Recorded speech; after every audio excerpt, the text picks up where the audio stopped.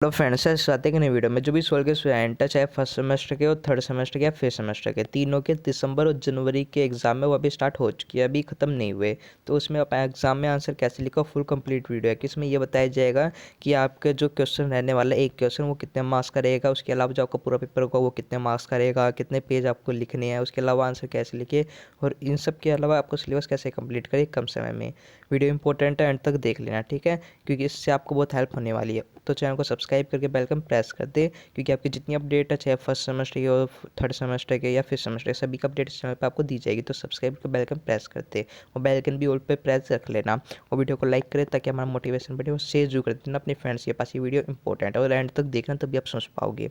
तो ये वीडियो शुरू करते हैं। जैसे कि आप देखोगे, अब सबसे पहली बात, 16 के दिसंबर और जनवरी के एग्जाम है, उसकी डेट शीट आ चुकी है, एडमिट कार्ड आ चुकी है, और आपके एग्जाम भी स्टार्ट हो चुके हैं। और कई ऐसे स्टूडेंट होंगे जिनके एक दो एग्जाम भी हो चुके हैं, ठीक है। तो उसमें सबसे पहली बात कि आप अपना सिलेबस कैसे कंप्लीट करें, क्योंकि जब तक वो सिलेबस नहीं होगा कंप्लीट तो आप आंसर कैसे लिखोगे, साफ सी बात है। सिलेबस कंप्लीट करने के लिए मान लो आपकी जो बुक है, आप बुक में जितने भी चैप्टर हैं उन सभी के चैप्टरों के सबसे पहले याद कर लो कि उस चैप्टर में आपको क्या बोला गया है, ठीक है। चैप्टर पढ़ लो, उसमें आपके 2 से 3 विद्वानों के नाम याद कर लो, बता रहे 2 से 3 विद्वानों के नाम, और उन विद्वानों ने क्या क्या सेम डेफिनेशन याद कर लो, ठीक है। उसके बाद जो आपके बुक है, चैप्टर है, उनकी शुरू की लाइन याद कर लो, या फिर यूट्यूब पर वीडियो देख लो, उससे आपको पता चल जाएगा उस चैप्टर में क्या बोला गया है, ठीक है।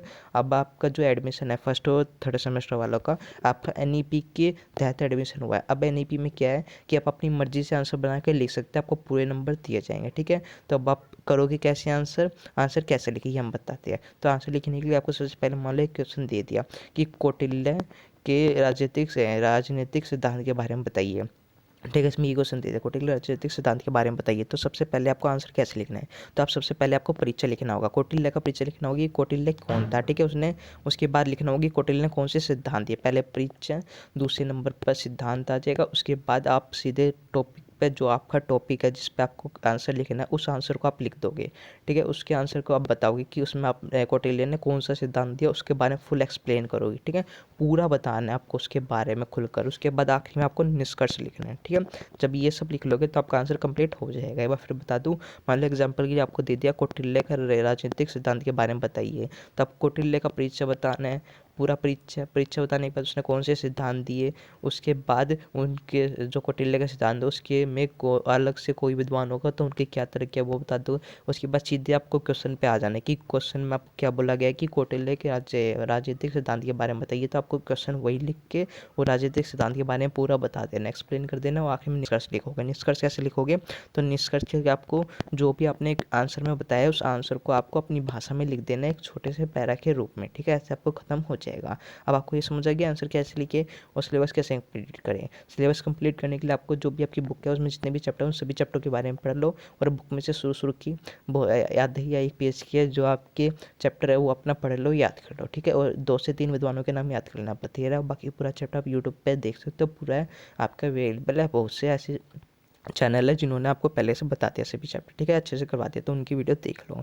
उसके बाद आपको पेज कितने लिखने हैं, तो पेज याद रखना, मान लो आपकी ये एक सीट है, इसके आगे का 1 पन्ना, पीछे का 2 पन्ना, ऐसे आपको 6 पेज तो लिखने ही लिखने हैं, ठीक है। 6 से कम बिल्कुल नहीं रखने। हो सकता है 5 रख लो, लेकिन 5 और 6 के बीच में आपको रखने, ज़्यादा आप बिल्कुल रख सकते हो। आपको 7 लिखना है 7 लिख सकते हो, 8 लिखना 8 लिख सकते हो, लेकिन 5 से 6 से कम नहीं होने चाहिए, ठीक है। ऐसे आपको एक कर लेना, पेज पता चले कितने लिखने हैं। 5 से 6 तक आपको पेज रखनी है, या तो आप 6 कर लो या 5 कर लो, या फिर आप ज़्यादा भी कर सकते हो, 7 8, वो आपकी मर्जी है, ठीक है।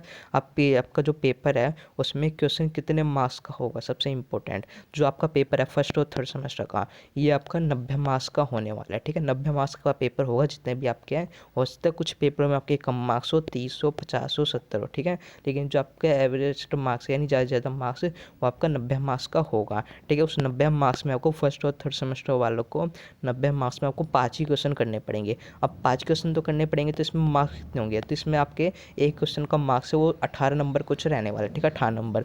और जो फिफ्थ सेमेस्टर के हैं उनका जो पेपर होगा सारे के सारे वो 75 मार्क्स के होंगे, ठीक है। और जो इसमें अगर जो एक क्वेश्चन होगा वो आपका 18.5 मार्क्स का कुछ रहने वाला है, 18.75 मार्क्स का कुछ रहेगा आपका एक क्वेश्चन, ठीक है, समझ आ गया। जो फर्स्ट और थर्ड सेमेस्टर के उनका जो पेपर है वो ज़्यादा से ज़्यादा 90 मार्क्स का होगा, ठीक है। और इसमें आपके 5 ही क्वेश्चन आपको अटैम्प्ट करने पड़ेंगे, जो इसमें एक क्वेश्चन के मार्क्स है वो आपका 18 मार्क्स रहेगा। और जो फिफ्थ सेमेस्टर के हैं उनका 75 मार्क्स का पेपर होगा पूरा का पूरा सभी सब्जेक्ट का। उसमें आपको एक क्वेश्चन के जो मार्क्स है 18.75 रहेंगे, ठीक है। इस हिसाब से आपको लिख लेना है।